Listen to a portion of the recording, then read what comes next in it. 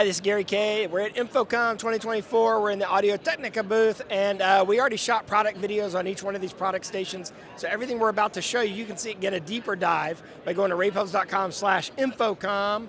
But what we're going to do is do a shallow dive.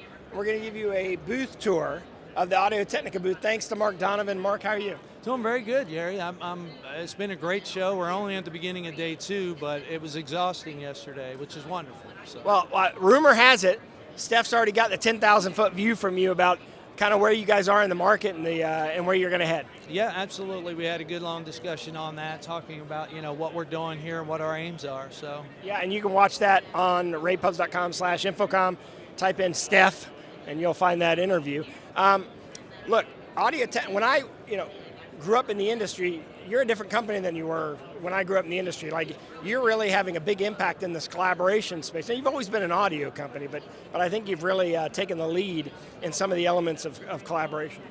Yeah, that's true, and that's been a top-down focus from the owner of Audio-Technica globally to say we're going to pay more attention to the integration market, listen to the consultants, listen to the integrators, and come up with product that actually makes a difference, yet bring our history of high-quality audio into that together. So, well, you came here to introduce a brand new product, and it's called the System 20 Pro. Talk about the System 20 itself here, and this is the receiver, right? Yeah, that's one of the receivers. So System 20 Pro is an improvement on the System 10 Pro. System 10 Pro was introduced 9 years ago. Very successful product. It's a Wi-Fi that works, or a wireless system that works in the Wi-Fi range and does it extremely well.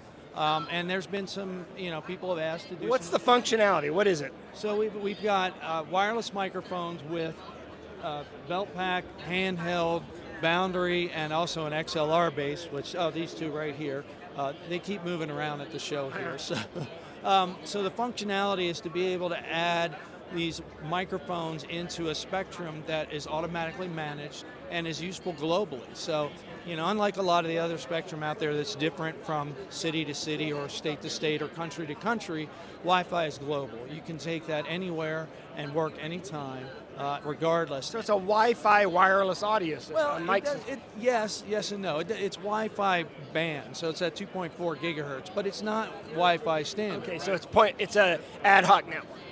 Kinda, that would be one way to look at it. The cool thing about it is what it does is it kind of looks at what's there and says, okay, I'm going to go somewhere else within this spectrum. And it automatically... It's smart enough to know where the network collisions are. Exactly, and that's why it's been so successful. But people have asked us, well, can you give us more channels? Because System 10 Pro could do 10 channels.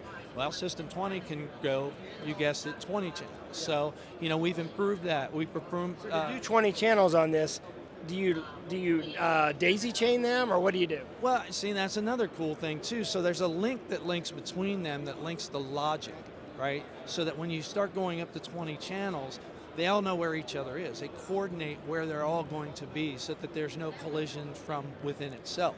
But so obviously you have wired ports here too. You have XLR ports too. Right, there's 4, and that's another thing we improved on. A half rack space can give you 4 channels. So is it 24, or is you take away some of the 20 by using the 4? Well, you would get 5 of these together to get your 20 channels. Okay, I got you. Okay, so that's how it works. Okay, so each one handles 5.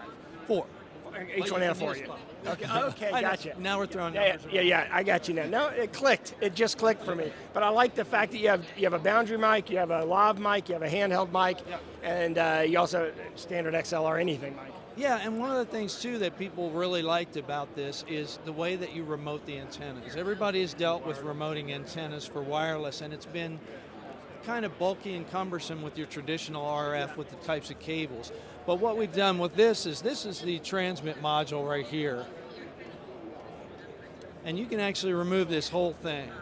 And just with a simple category connection, I can place this up to 100 meters away from the receiver, and this receives 4 channels. That is really cool. Yeah. That is really cool. And that's been one of the things really cool, because some of the cable that is used for traditional wireless is expensive, but Cat5 is cheap. That is genius. That is really smart. I did not know that was going to happen when you demonstrated it. We didn't rehearse this at all. That's really cool. So that's unique. All right. It is. In addition, you also introduced a bigger version, or more powerful version of this, right? Sorry.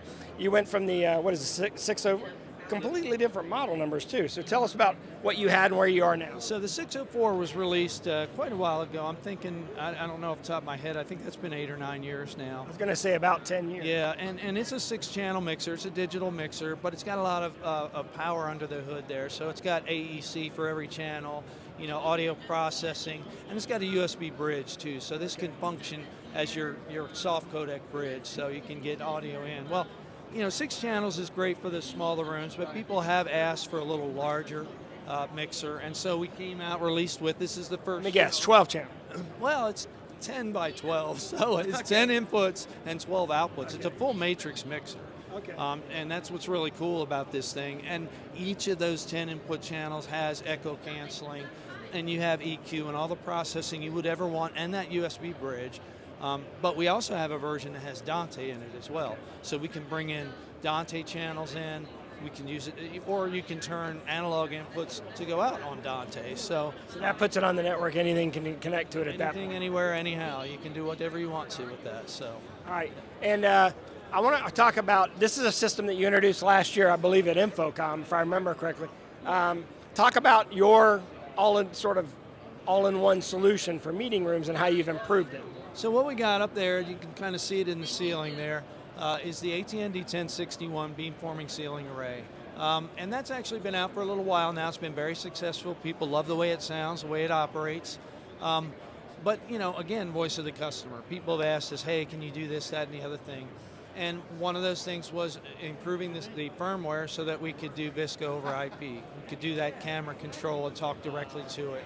And here at InfoComm, of course, there's a couple of cameras up there that are. So are you certifying, if we go shoot these cameras here, are you certifying each camera brand separately, or how does that work for compatibility? We do. So what we do is, you know, we talk with the people, different camera makers like Aver, BZB Gear, Lumens, Bolin, all these. We have a long list of them, so that we actually test them out in our lab to make sure they do what we want it to do. And this is something that everybody wants now. No one's putting in a meeting room where the audio isn't part of that, because the tracking you're getting from audio, accuracy-wise, is better than you're getting with auto-tracking video cameras. And actually, it's funny because you say that, because that's also one of the improvements that we've made, is we're trying, every time we make an improvement, we make incremental improvements to just how accurate that information is. Because everybody wants hey, I want to see this person in this seat.